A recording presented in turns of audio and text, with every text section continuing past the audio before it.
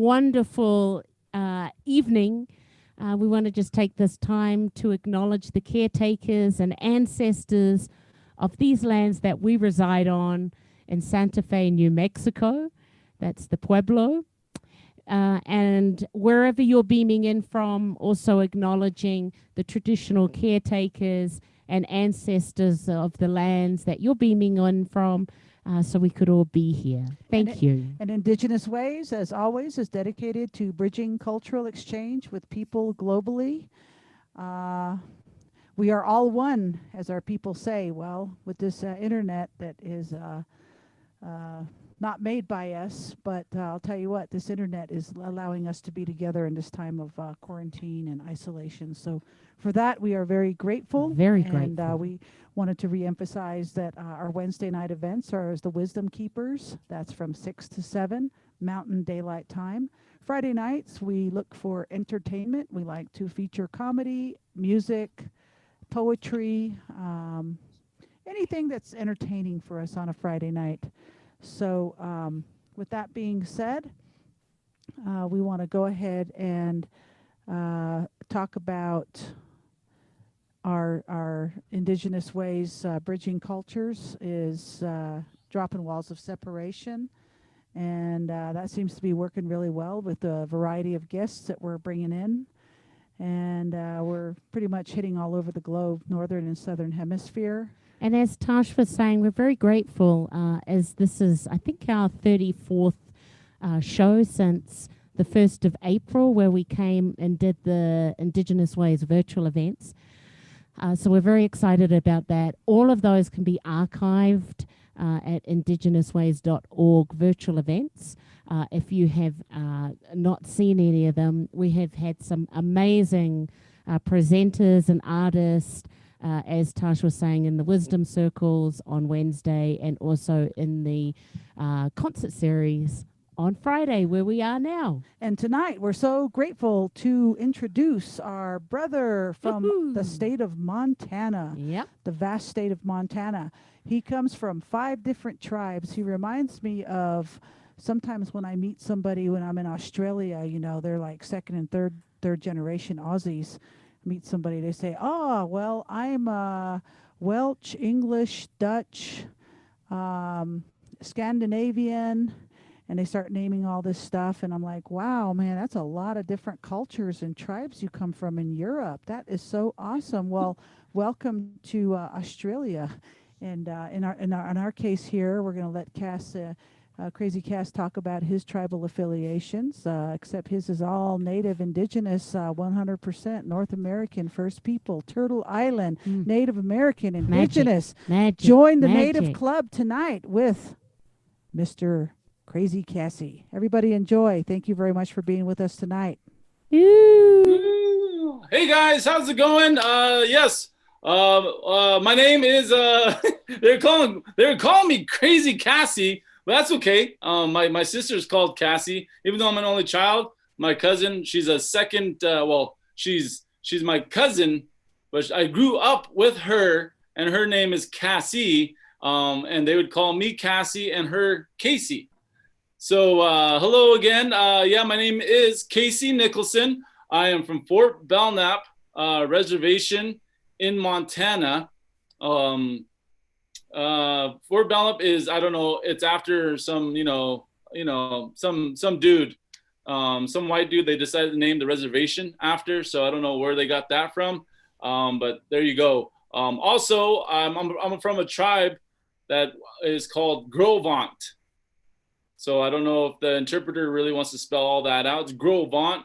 But they said that Grovant is a French word for meaning, get this, big belly.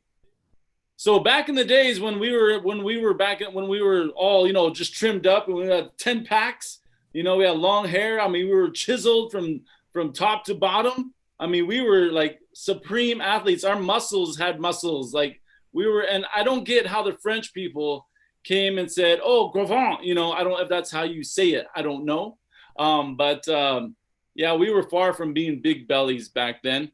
But nowadays, our people are prideful about their big bellies, and it's just like, why are we being so prideful about being big belly? But that's a little history about one side of my tribe, or of the many tribes I'm a part of. To explain to you guys a little bit of who I am, I don't want to go too much into the jokes right away, but I just want to tell you guys a little bit about how grateful and appreciative I am to be part of this series. It's so cool. My main man, Ernie Sosi, he recommended me for this. So thank you so much, Ernie. Appreciate you, and hope everything's going good in your part of the country. Who am I is pretty much kind of comes down to, I'm an only child. And I don't know how many guys out there watching are an only child, but I'm an only child from my mom. But I am one of many from my dad. So, but I was raised by my mom. She was a single parent, and I'm an only child from her. So it was just me and her throughout the country. She worked for IHS, the Indian Health Service, and Bureau of Indian Affairs, the BIA. So she worked for the government. And we moved all over the place, and we did a lot of things, a lot of traveling, met a lot of people throughout my lifetime.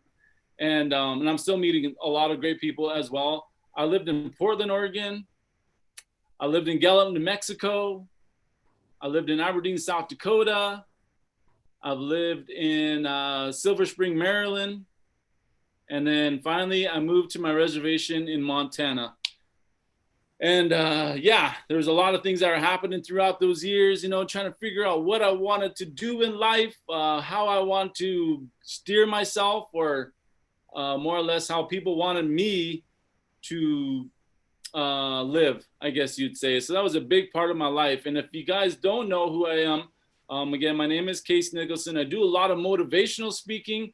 I do a lot of comedy. I do it mixed, I'll do a lot of motivational presentations mixed with comedy. And I do stand up all over the country for urban and rural areas. I've performed at the Laugh Factory, the Comedy, or the Ice House, the Comedy Store. I've won a couple comedy competitions, which is really cool. And so who would have thunk that this only child from Montana, raised by a single mother, would have went and got his master's, his master's in mental health counseling, and worked in the mental health field for about 5 years, 8 years. I don't know. It was so enjoyable. Time went too fast. Anyways, I worked there and I did that. And one day I decided, I told my wife, she was going to law school at the time. And I told my wife, I'm done. She's like, what? And I'm like, I'm done. She's like, wait a minute. What are you talking about? Are we breaking up? And I'm like, no. I'm done with my job. I'm done. I'm bored of it. I have anxiety. I don't like life. I don't love life. Like there's something else I want to do. And she's like, well, what do you want to do? And prior to this, I was introduced to comedy in 2010. So 4 years before I quit my job. So I've been dabbling in comedy before that. And I was like, I think I want to become a full-time speaker and comedian. And she's like, she was just blown away. Like, what? And, but she looked at me. I think she was reviewing stuff in her head, like kind of what's going on. And this is probably the most supportive thing I've ever heard a lot of the time, besides my mom telling me she loves me and she'll always love me. But this is the next part was, okay, I see how sad you are or depressed you are. Go do it. And I'm like, huh? I'm like, what? This is coming from an Indian woman, right? She's like, I was like, what? You're supporting me? And she's like, yeah, go. And I'm just like, okay. And where do I start? I didn't know where to start. I didn't know how to get a gig. I didn't know how to get a speaking gig. So I just started throwing out all my lines, hey, you looking for a comedian? Hey, can I open up for you for Mark Yaffe, Vaughn Eaglebear, Ernie Sosi? I mean, anyone that's looking for an opener, please hire me.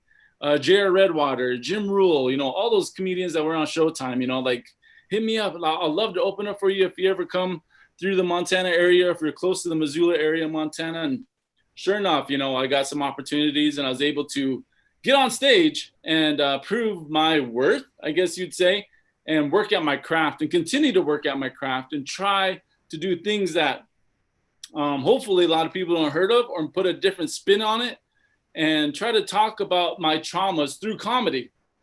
And I think in itself was a really healing. It was really healing for me to make fun of the stuff like Indians do of my traumas. So there's a lot of traumas I'll introduce you here when I start my joke portion of how I healed by telling jokes through my or from my trauma. So that was really cool. Another aspect I really want to introduce you guys to as well, not only through my life and through all my circumstances that I've been through the traumas I have been through, but also some inspirational stuff that I've witnessed through my life, you know, that I've created, I guess, for myself. And if anybody's watching this right now, you know, like I said, who would have thunk this, you know, only child raised by a single mother, had no direction, had cultural identity conflict is what I call it. And not knowing who I was always too busy to be the white kid from Portland.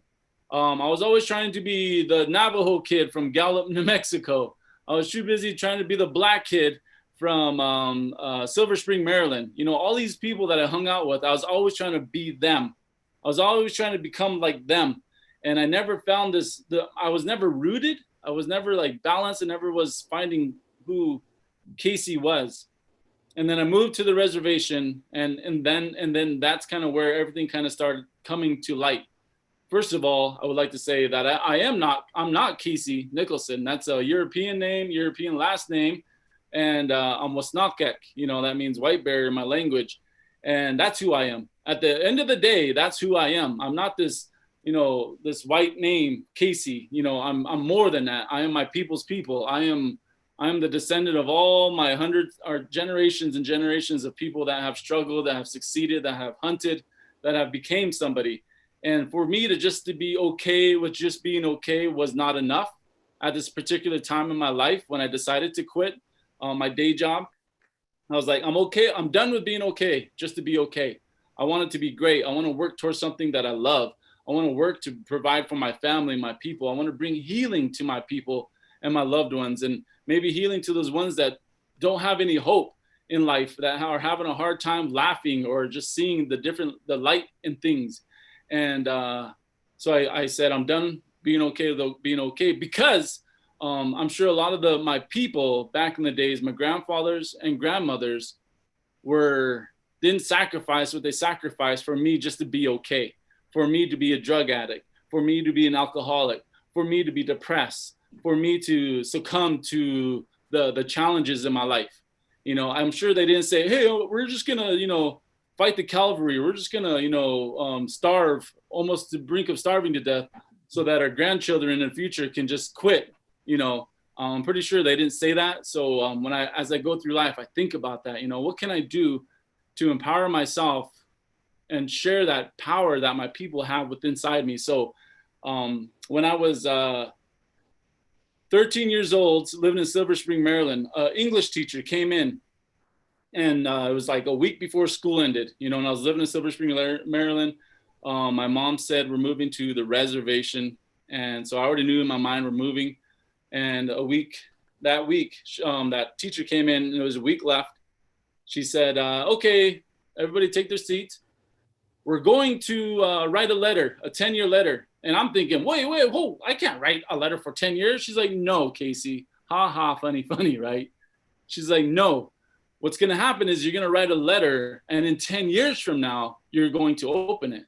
So she wrote on the projector, and I don't know how old the audience is here, but back in the days, I mean, it's a little in between the chalkboard and the whiteboard kind of thing, but it was a projector, and projected it up on top of the, you know, the screen, and, you know, had a dry erase marker, and you'd erase it, spray it, erase it stuff.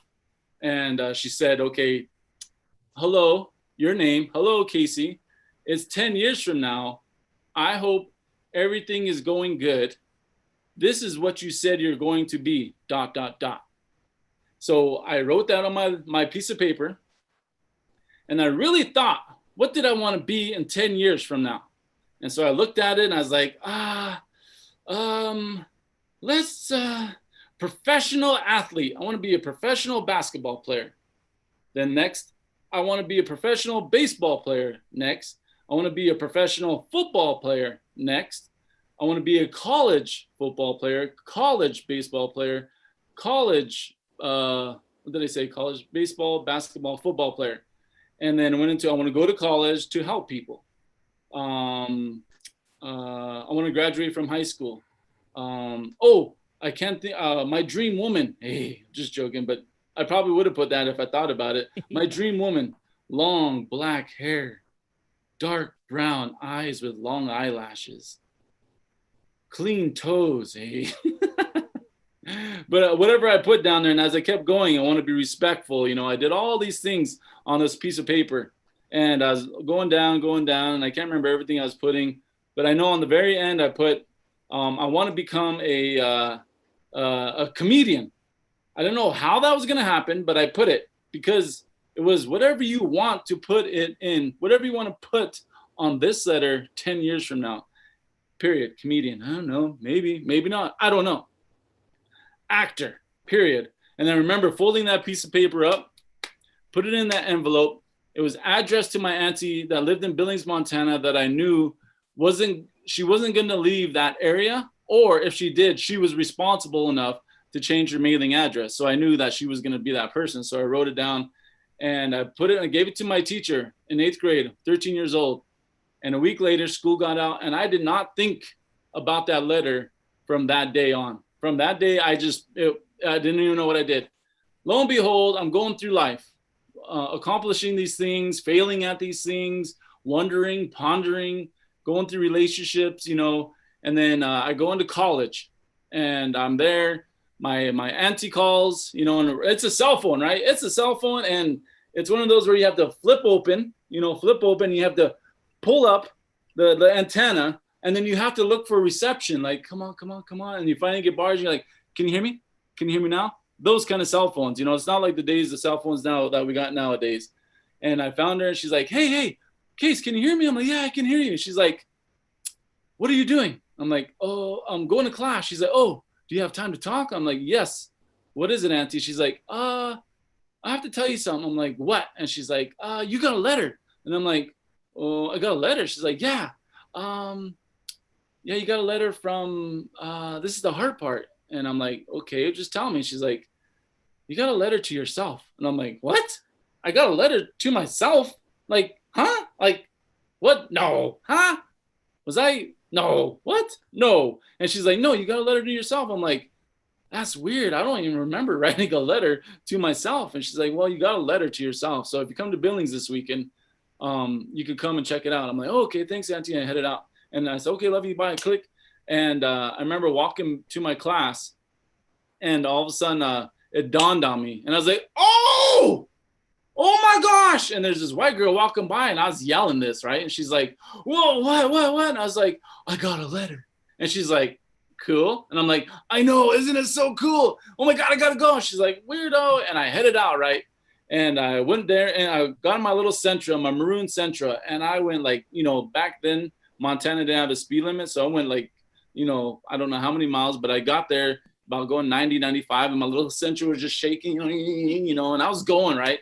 And I got to my auntie's house, and I opened that door, and I was like, where's the letter? And she's like, it's right there. And I looked at it, it ripped open, and I looked at it, and I was like, oh my gosh, and it's like, and she said, what does it say? And I started reading it. Hello, Casey. I was like, hello. She's like, it's 10 years from now. How are you doing? I'm like, oh, I'm doing good. How are you doing? You must be tired from being in the mail for 10 years, And as I was going through, and I was like, okay, professional athlete, no. College athlete, would have, should have, could have things, yeah, we won't get into details about that. And I went down there, dream girl, not yet. On all these things, went to school to help people, check. Respectful, check. And all these other little things I started checking. And I remember going down, and I seen comedian, and I'm like, maybe one day. I don't know when or how or what, but sure, I circled it. Actor, that would be really cool. That would be really, really cool. So I circled it, and I remember folding it up again, and I'm pretty sure at this time right now, I gave it to my mom. I'm not sure. We have to look through all her junk or her remember those chests? you know, and they have like a little lock and they're metal. They're like these metal chests that these women always, these Indian women would always carry around, and they have little, anyways, I have to look through that stuff because she has a bunch of my kid and baby stuff in there. But I remember that. And so the reason I'm telling you that story is because I set this thing in motion at a time that I didn't even realize when I was 13 years old about wanting to become something great. And in my mind at that time, a comedian and actor would be great. And so I was provided the opportunity to actually do comedy through J.R. Redwater. And he lives in LA right now. He's a traveling comic. He's really, really funny. And he said, you know, hey, Case, I seen him in Rapid City. And he's like, I was watching him. I was like, oh my gosh, this guy is hilarious. So I said, I'm going to get this guy to come to my res. So I got him to my res. He got up there. There was nobody to open up for him. The crowd was coming in. And he's like, Case, you got anybody to open up for me? I'm like, was I supposed to get somebody to open up for you? I'm so sorry, my bad. And he's like, just go find anybody that even wants to sing. So I went and found this girl. She could sing George Strait, but she could only sing to George Strait with George Strait. Like she had to sing the song with George Strait. And so she sang it, and she sang the song called Amarillo by Morning, or I don't know, whatever that song was. And it was slow, it was boring, and it's just like, Jared's like, man, the crowd is dead. Like, do something, Casey. I'm like, oh, I don't know what to do. I said, all right, I'll turn on some music and I'll dance. I don't know. I'll do something. So we turned on music, and I remember Sexy and You Know It kind of the song. I'm sexy and you know it kind of thing. And so I went out there and I shook my stuff, you know, and people started laughing. And I started making fun of people. And I picked on these spiritual advisors or spiritual people in the front row. And we were just like gasp, like, oh, like he's picking on them. And they just, as soon as they busted out laughing, everybody started laughing. So I was like, whoa, okay, that's cool. And anyways, I got off stage, and J.R. Redwater's like, oh my God, Casey's really funny. Wow, how about a round of applause, everybody? And people were like shaking my hand and saying, hey man, you were really funny. I'm like, I wasn't trying to be like funny. I wasn't trying to be a stand-up comic. I was just trying to like hype up the crowd for JR. Anyways, J.R. Redwater after the show said, are you interested in comedy? And I thought about that 10-year letter, or that year that I wrote, you know, that letter I wrote. And I was like, yeah. He said, oh, okay, cool. About a month later, he called me up and said, Casey, what are you doing? I have a show in Rocky Boy, Montana. And you should come up. You and your lady should come up, bring up some people from the reservation, and I'll get your tickets comped. I'm like, okay, cool. So we took a carload up, and it was about an hour and a half from my res to Rocky Boy's res. And we got there and, got in, and we all sat down, and I told my lady, I was trying to act cute with my lady, right? I was like, hey babe, what's up, babe? You know, I'm going to go check out the comedians because I know the comedians, right? So I got up and I walked into this black curtain. I looked through it, and I seen them all kind of standing there, and I'm like, hey guys. And they're on a meeting, and I look back, and Jared said, this guy will do it. And I'm like, huh? What? Huh? He's like, yeah, this guy will do it. And that manager is like, who, him? You know? And then he's like, and Jared's like, yeah. So Jared came back, and he's like, bro. And I'm like, bro. And he's like, bro. And I'm like, bro. And he's like, remember that day you said you want to do comedy? And you said yes. And I'm like, yeah. Well, now's your chance. Do you want to do comedy? And I'm like, now? He's like, yeah. Do you want to do comedy now? You can open up for us 5-10 minutes, however long you go. We'll give you 5 or 10 minutes. I'm like, and like my whole world just stopped. It just like went from like to just like this, just really slow.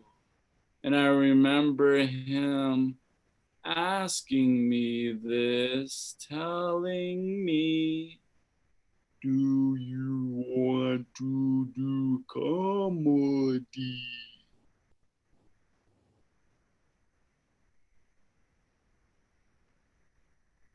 Yes. And as soon as I said yes, everything kind of sped up. I'm like, holy cow. And they're like, great, awesome, it's cool. We'll see you. We'll let you know when you're about to go on. I was like, oh, okay. And then they all left. And I remember looking at this table of fruit and drinks and pop and water and all these things in front of me. And I'm just like, what did I just do? What did I just do? Oh my God. And I remember the person coming in, Kasey, 10 minutes. I'm like, 10 minutes for what? Oh yeah, I'm going on stage. Oh my gosh. Kasey, 5 minutes. I'm like, oh my God, what am I going to talk about? What am I going to say? I don't know what I'm going to say. I never went in front of public to say anything to make people laugh. Like, what am I going to do? Kasey, you got 1 minute. Oh my God, 1 minute. What am I going to do? And all of a sudden, all right, ladies and gentlemen, we're bringing to the stage. He comes all the way from Fort Belknap, Montana. He is your billboard child. You're a billboard model, because at that time I was practicing tobacco prevention, and they had this big poster of me as you drive into Havre, Montana, of me preventing tobacco. Anyway, so everybody knew my face. And our model. And I'm just like, welcome to the stage, his first time doing comedy. And I'm like, why do you have to say first time doing comedy? No, he's like, and all of a sudden, round of applause, Kasey Nicholson. And so I was like, I just remember walking through this like beaded curtain, right? This big beaded curtain. I just remember feeling like tactile, memory, just, and I'm walking through and the lights on me. People were freaking flashing cameras at me. And I'm like, whoa, this is what it feels to be a comedian. Wow, this is cool. And I walked up stage, right? And I walked up those steps and the spotlight's on me. The flashing stopped. And I looked back and I'm shit. It was just a bunch of greasy Cree foreheads, It was from the light, Here I thought it was flashing lights, coming at me, but it was just greasy foreheads looking at me. So I'm just like, oh, that was just greasy foreheads. And then I went into my set, and I seriously blanked out in and out of my set. I didn't know what I was saying. I don't know what I was doing. I heard laughs. I didn't know what exactly. And then I got off stage, and then someone recorded it, and then I looked at it, and I'm like, that's pretty good, And I was welcome to do another set with them again. And that second set, I bombed. And again, why I'm telling you this again is a big introduction about why I do comedy. And when I bombed, it hurt the ego. It hurt my feelings. But what I haven't felt in a long time was that want to do it again. That want to get up off my knees and brush myself off and say, I can do this. I enjoyed that. It's like, when you get a rush of falling off your bike, you're like, okay, that was fun. Ow, ow, ow, but it hurt, but it was fun. I want to get back on the bike. Falling off a horse, falling off something that you really enjoyed. And that's exactly what happened to me. And then, so I decided to go into comedy. So I'll throw you some jokes now. That's kind of why I am who I am today. I just wanted to explain that to you guys, to the audience out there who's watching. So, because a lot of people, comedians don't really get to explain their story or who they are or where they're from. And I thought this is a beautiful platform to kind of to introduce you more or less of who I am, what I'm about, and hopefully build some type of connection with you, because that's what comedy is about, building that emotional connection with you, and I hope you guys enjoy the short show that you guys are going to have. And I hope one day that you'll be able to see me live. And the live show is going to be the live show is like, it's very animated. Let's just put it like that. It's I don't know if the interpreter is going to be able to do this, but resolutiously, can you do that one? Yeah, sure. Resolutiously Yep. entertaining. Yeah. So when I first got into, well, hey, Panita and Anisa was not Kasey Nicholson Hasehina. What I just said was, hello, my friends, relatives. My name is Kasey Nicholson. I am white clay. And today's a good day, pretty much in a nutshell. And that's what I said in my language. But I introduced that to myself. I introduced myself like that at a comedy show once. And I said it, and then this one white guy, he stood up and he said, hey, buddy, and this is in Billings, Montana. So, the majority of Billings, Montana is white, okay? And this one white guy, he stood up and he said, hey, buddy, don't be speaking that Asian in here. And I'm like, sir, that's not Asian. Well, don't be speaking that Mexican in here. I'm like, sir, that's not Mexican. And he's like, well, whatever it is, shut up. And I'm like, oh my gosh. I said, excuse me, sir. And he's really doing this to me, just really pointing at me like that. And I said, excuse me, sir, but it's very rude to point. And he looked at me and said, I'm not pointing. He said, I had 3 of my fingers blown off by a firework.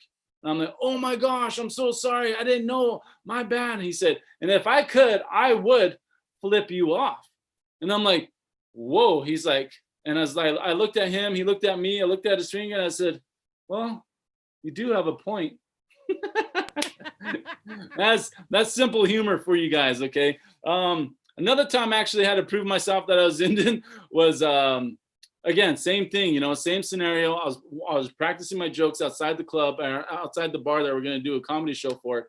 And this white guy again says, hey, what are you? And I'm just like, I'm native. He's like, well, you don't look like it. I'm like, okay. And he's like, prove it. I'm like, how am I supposed to prove to you that I'm in? He's like, I know a lot of you Indians have those cards. And at this time, I didn't have my card. And even if I did, I wasn't going to show him anyways. But he's like, I was like, okay, all right, I see you. So I went back and I went and grabbed my 18-hand high horse. I grabbed it and it had a lightning bolt going down his neck, a handprint on his butt, circle around its eye, feathers coming off its mane. And I was like, and his horse was like, rearing up. I'm like, whoa. And I said, does this prove to you that I'm Indian? And he's like, oh, it looks like a horse. Just, that's all it is. I'm like, huh, all right. So I started taking off all my clothes, right? And all that was left was my chiseled body, right? My chiseled Indian bronze body. Holy muscles on top of muscles. You could just imagine what I look like with a buckskin thong, like, woo, holy. And I got on, I was going to get on the horse, but I remembered, I can't get on this horse just like a normal person. I have to get on this horse like an Indian, like a native. So I was like, no swinging a leg over. I'm going to just hop right over that horse's butt and land right on its back. So I was like, and I ran real fast, right? And I lifted up I lifted myself up on that horse. And as I was going down, I war cried, and I landed on that horse. And as I war cried, his white woman fainted, And I was like, he's like, oh my God, what did he do to my woman? I was like, hey, don't worry about her. Wake her up. I said, I'm not done with her, And he's like, what are you talking about? I said, you want me to prove to you that I'm Indian. So I took out my hair, right? I started taking out my hair and I was just like, and I started taking it out. And I took it all out, right? Took it all out and my hair is blowing in the wind and there was no wind. That's how native I was, right? Just, and the eagle that I rented was flying over my head, And I was like, you want me to prove to you, and is she awake? And he's like, yeah, she's awake. And I was like, well, get ready for this. So I pulled out this, He's like, what is that? Is that a pipe? And I said, hey, it's not the size of the flute that matters. It's how you play it.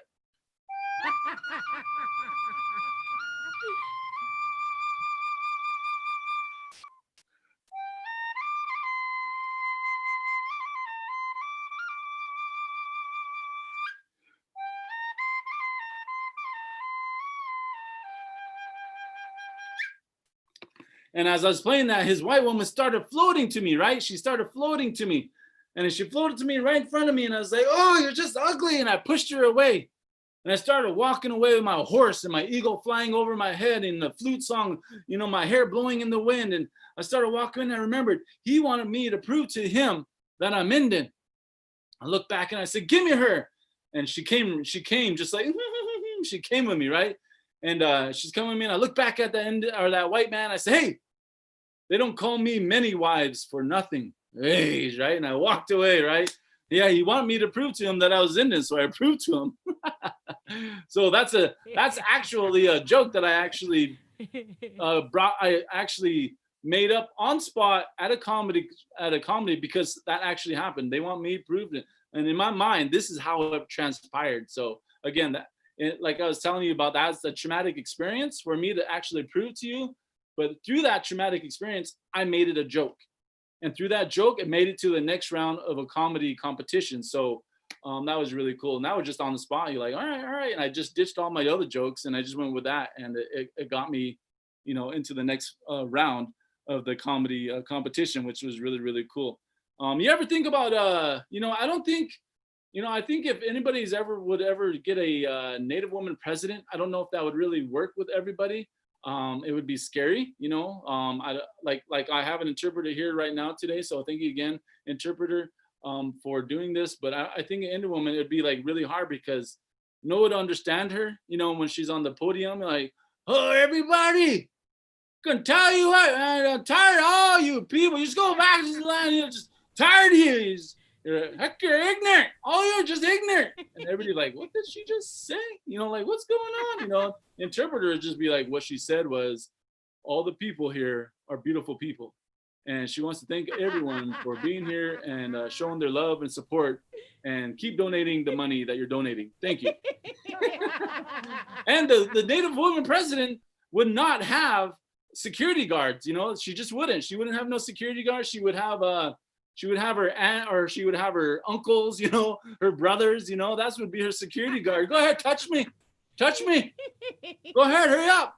I'll get my brother after you, right? I mean, that's how Indian women president. I mean, it would be the cheapest president ever. I mean, I swear, we would we would actually hoard, like the Native woman president would be hoarding the commodities, like the yellow brick. She would not give that out. Just cheap president, But I'm just saying, just the woman president would be awesome. But it would be really cheap. It would be hard to actually see. Do you ever have that one time? You ever have that one moment in your life where, I don't know, where your land was stolen from you? I don't know if you ever had that. Remember back in the days, they had a land, and the land sounded like this, It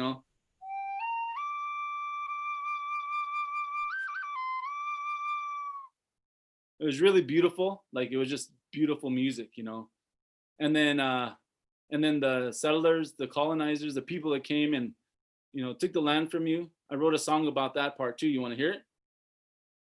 Okay. Why? Yeah, that's pretty much how the song is. Then every moment, I wrote another song about, getting, when I was single and I got married, and it was really beautiful. I wrote that song. You want to hear about it? Here we go.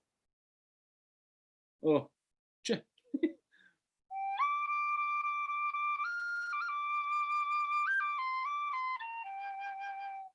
yet another beautiful song. But I had kids. I wrote that song as well. Want to hear about it? Here we go. Why? You remember the days when you used to have no gray hair? I wrote a song about it. Want to hear about it? Here you go.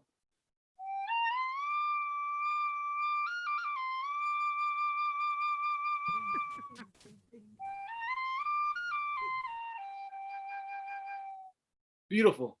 Such a beautiful song, the days before gray hairs. And then you got a gray hair, just that one, just barely peeking out. It could be in your eyebrow, it could be in your mustache, it could be in your nose hair, it could be in your ear hair. It could be somewhere we don't want to see, but it's a gray hair. And you see it. I wrote a song about it. You want to hear?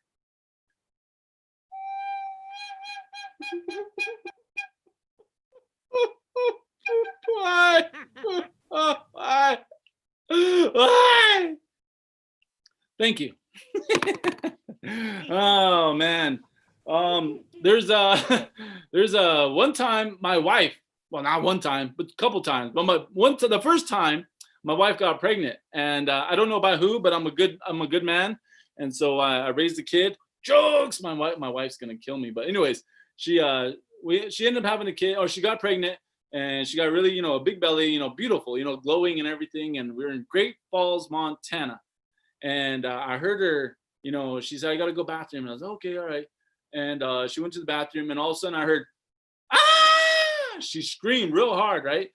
And I was like, what are you doing? I was like, push harder. I said, you're probably constipated. She's like, shut up, get in here, right?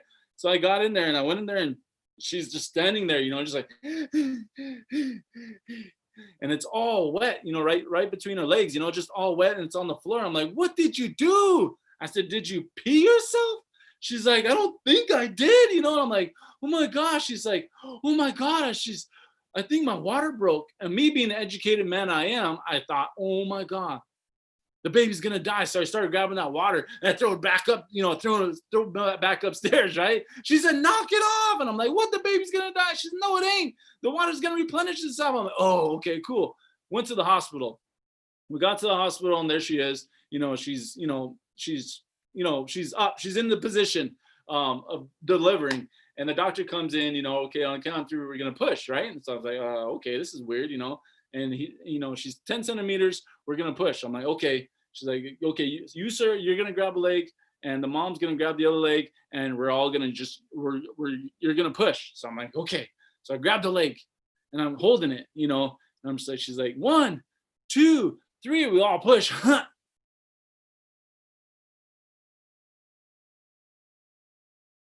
The nurse taps me on the shoulder. Sir, right before you black out, you're not supposed to push. I'm like, oh man, I was about to black out. Woo! Oh my God. Like, you're not supposed to push, sir. I'm like, well, you should have told me that. I was about to have my own brown baby, right? And he's like, no, you all push, but she pushes, but you help her push. I'm like, oh, sorry.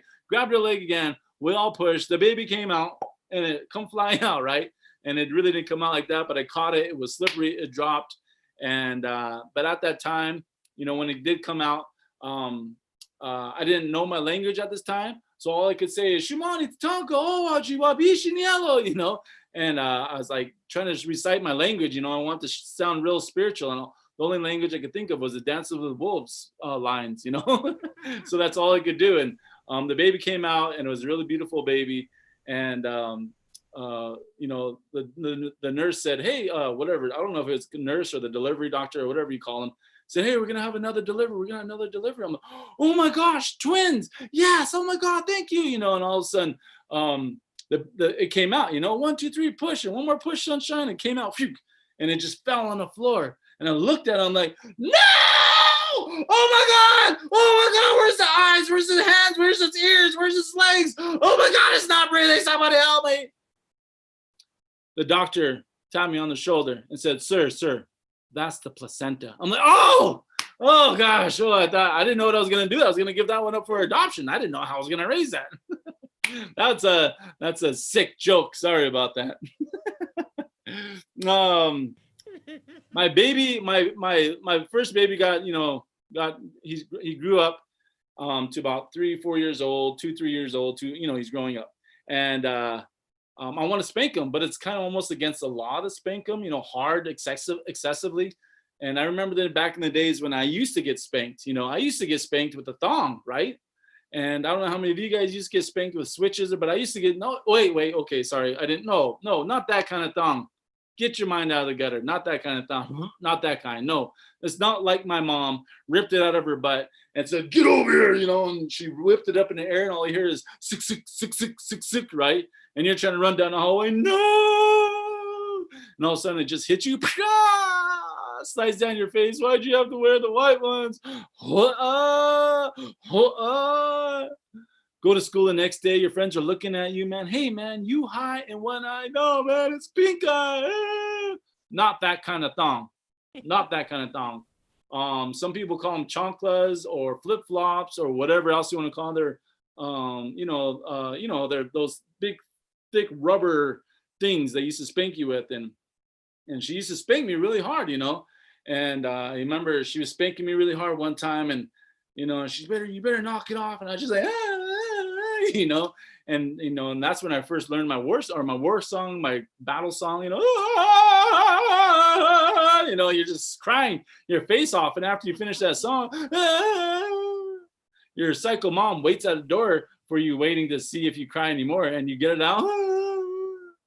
Then you start this stage. And that's when she comes in to ask you questions, because she knows you can't answer them. What are you crying for? Why are you crying? Stop crying, or else I'll give you something else to cry for. And then you pass out, right? And you go into blank, and the next thing you know, you wake up in the morning and everything's fine. Speaking about spanking, and I'll end with this joke. Think about spanking.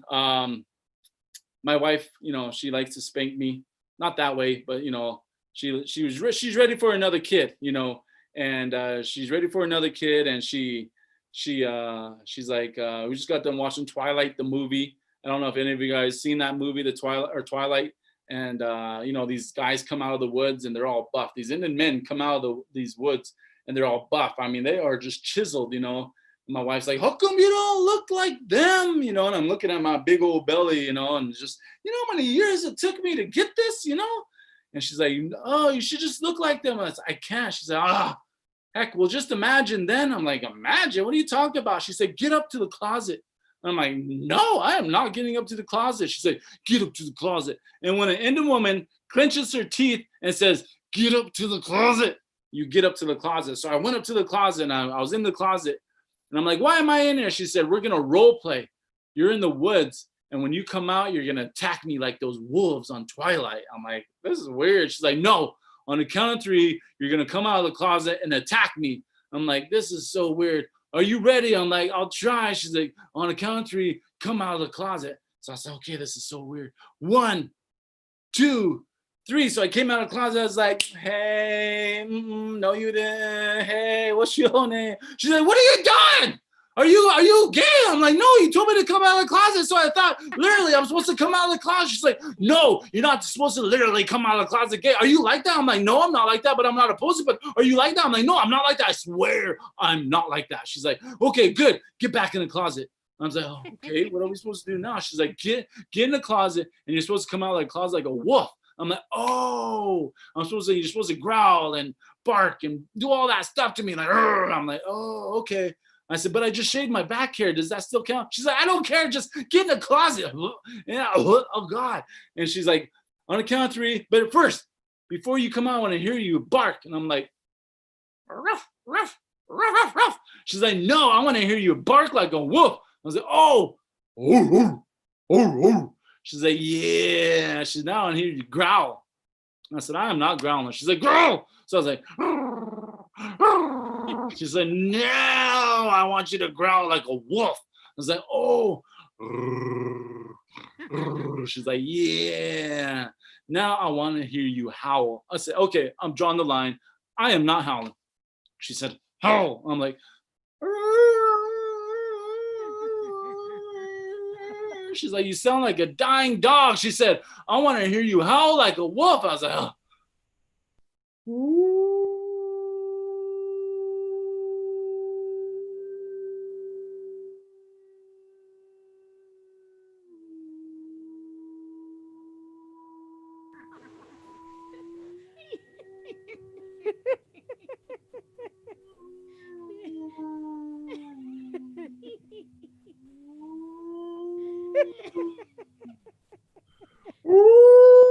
She's like, shut up, that's enough, she said.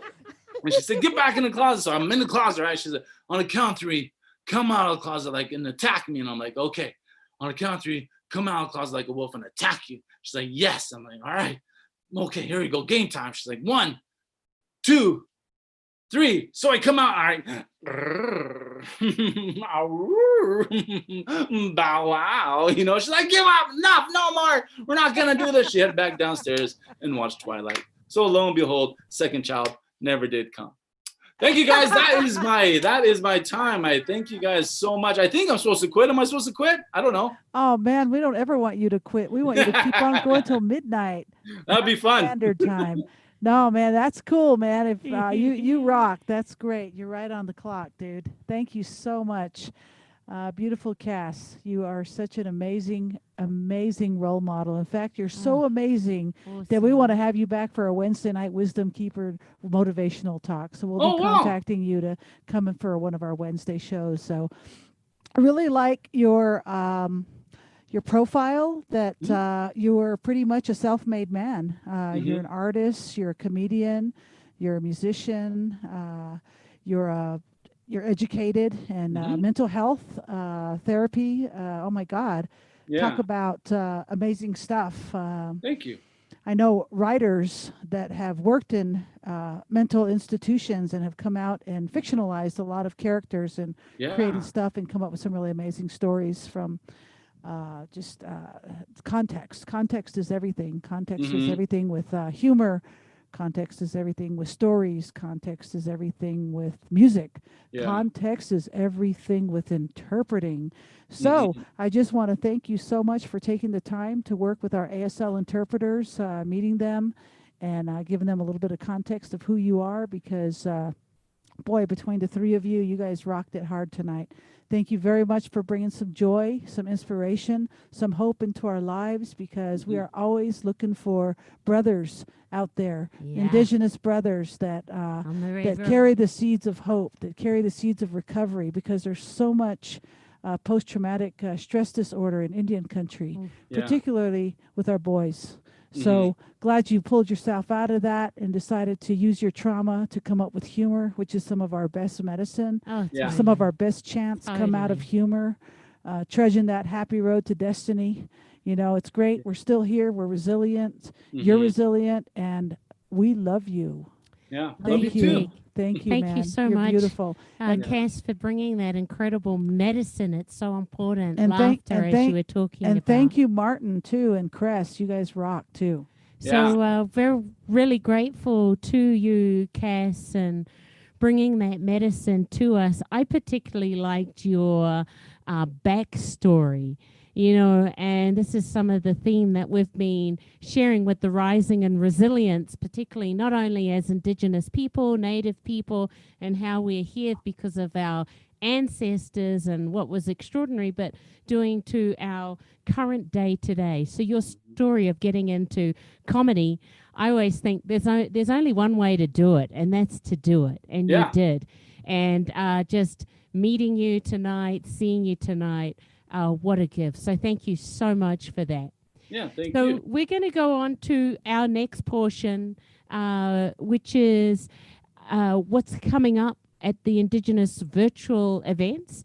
On Wednesday, we're very, very blessed at the Wisdom Circle to have Colin Denny. He is from the Navajo Nation. He is deaf, so he's going to be presenting. Very, very empowered young man that will look forward to you meeting next week and sharing his journeys.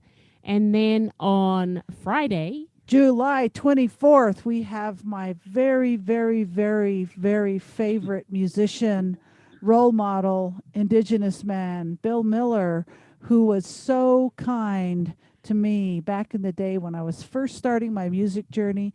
He invited me up on stage with him back in 89, 90. Pictures were black and white. Saley, no, that's not that far back, but he invited me to come up and sing, open up for him, and then he invited me back up on stage another time to open up for him. And you know, when you get a Indigenous brother like that, and you're just a struggling musician, and like you, Cass, wanting to do comedy, and somebody opens that door and welcomes you up onto the stage, it is everything. You never forget that. I will never forget that. So Bill Miller's my favorite musician. He's from Wisconsin, and I can't believe how lucky we are to have Bill Miller next Friday. So all of you, spread the word, pass this on. We're going to have Bill Miller next Friday. And these are possible because of our sponsors, the First Peoples Fund, the National Endowment of the Arts, the New Mexico Arts, and the Santa Fe Arts and Culture Department. And our Wisdom Circle is also sponsored by the New Mexico Humanities Council and also the National Endowment of Humanities. So we're very grateful to all of them making these events possible, but also for your personal gifts and supporting our ASL interpreters and also our wonderful, wonderful artists and presenters like Cass. Also, our social media is flashing about. So if you haven't liked us on any of our social media, if you're watching out through any of our social media pages, please like us. And then we are so grateful for our last trip, Black Mesa. We were able to deliver some cleaning essentials and a lot of extra goodies like umbrellas and reading glasses and puzzles and 50 straw hats, 25 male, 25 female, and elders were really, really, really happy about this. So we're expected to go back up to Black Mountain in a couple of weeks. We're going to be taking some hand washing stations for the people that don't have running water. and we have the specific families that are in need of that service. So we got so blessed with some donations to get that together. And so then we're really talking excited for about that. donations, this was only possible because of you.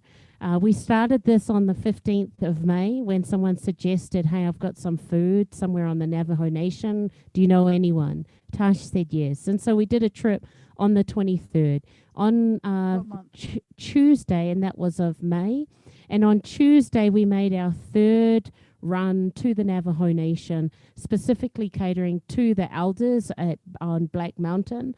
But since that period of time, thanks to you, we've taken over $18,000 of supplies and food up there.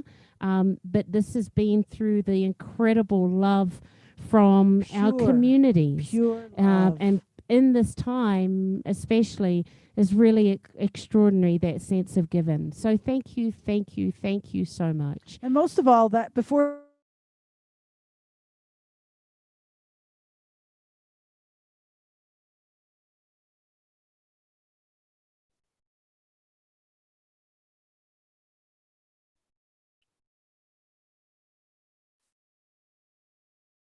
you haven't frozen. Oh, here we are, back in again.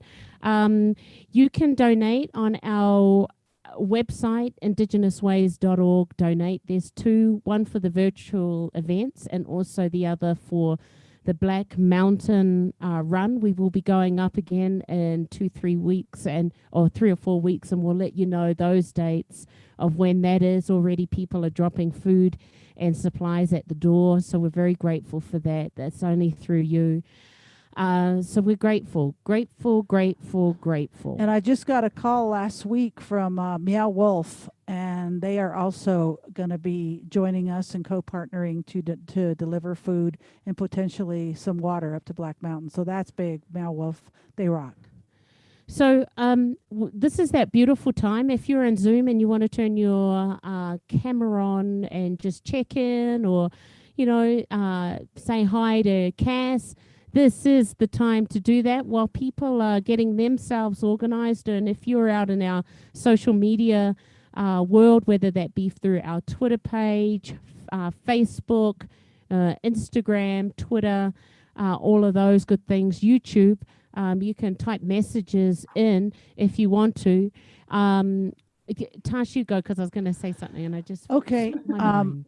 We are just beyond excited, and the fact that our shows get archived, most of the people come in to see our shows from our website, so we've been getting a lot of feedback from Indian country and all others. We have to be fully inclusive, and we like that too. We like to be fully inclusive. A lot of people do watch our stuff on YouTube, Instagram, and Facebook, of course, and so not everybody tunes in on a Friday night, but here's Najoni. Right on, hey, Najoni. Congratulations. Najoni got a job today. Great Great to see you. Wow, thank you. Congratulations. How do you feel, Najoni? How'd you like the show? I enjoyed it. And, I feel employed, which feels nice. That is so cool. Thank you. A little bit of relief. Hey, Destiny, great how's to it going? see you. Nice to see you. Yes, it's good to see you guys. Thank you guys for beaming in. And then, I just remembered what I wanted to say. I just wanted to give our media team a shout out. That's the RTM, with all these events that we've been hosting online since April the 1st. We've revamped our webpage, IndigenousWays.org. So a big shout out to the RTM team, Willa, Bridget, Juliana, Tracy, and the rest of you. Thank you for making that possible. And I think your mom was on tonight, Margaret Nicholson. Is that her name? Uh-huh. Says, hi, son. Love you. So proud of you. Todd Sisquasis, Enina J, we love you. We're going to get you on one of our shows. Narissa Bond, Alfred Boyd, my old IAIA buddy from back in the day, Tuba City, Arcanta, Christine Bueno, New York City, Destiny, Narissa, Todd, Margaret, Enina, Robert Simpson, Gilda Gifford, thank you all, Wesley Ray Thomas, and everybody else out there. Have a wonderful, wonderful night. And then Cass, we're going to be in touch with you for sure about the Wednesday night. We've got a lot of shy people, but I just wanted to say this from the Zoom room. We've got Geraldine. I'm not sure if she's still on in here, but she says, "Thank you, Cass. Cleared my heart and mind. Just what I needed for a long, hard work week. Many blessings to you." And then there was something from social media. I've forgotten what it was, but I'll find it and I'll come back in. But I just want to take this time, we've got a lot of people who are shy and just behind the scenes, and that's great. But this is only possible because of our interpreters. So I want to give a big shout out to Martin and Cristiano for making access available for all. But I also want a big shout out and you, Cassie, bringing your medicine. Again, thank you to Ernie Sosi for saying, "Hey, you've got to get my bro on here." So thank you, Ernie. Highly recommended. And I'm so grateful that you did recommend Cassie to us, because what incredible medicine. So with that, let's all give it up for Cass. Yes, Crazy Cass. Crazy Cass. And more people will be tuning in as we go. Right on. Right Woo-hoo. on. And thank you those people who are watching the recording of this. And also thank you too. We'll look forward to seeing you on Wednesday, the 22nd, with the beautiful Colin Denny from the Navajo Nation. And Tash will have the last word. And I'm just going to say really quickly for the ASL interpreters, thank you so much for raising the bar for deaf Indigenous world, because this is what it's all about, man. Access, inclusion, context. Thank you so much. And this is just the best, the best, the best, the best. And then David and Abby say thanks, Tash. Thanks, Elena. Oh, David and Crazy Abby, we love Cass, you. It was great. Okay. So thank you. Take care, you guys. Again, thank you, Cassie, for coming on to the Indigenous Ways concert series. Love you, Martin. Love you, Martin. You're my hero. Okay, Bye. be well. Everyone be safe this weekend. Mask up, social distancing. Ciao, ciao. Want to see you back here. Thanks, mate.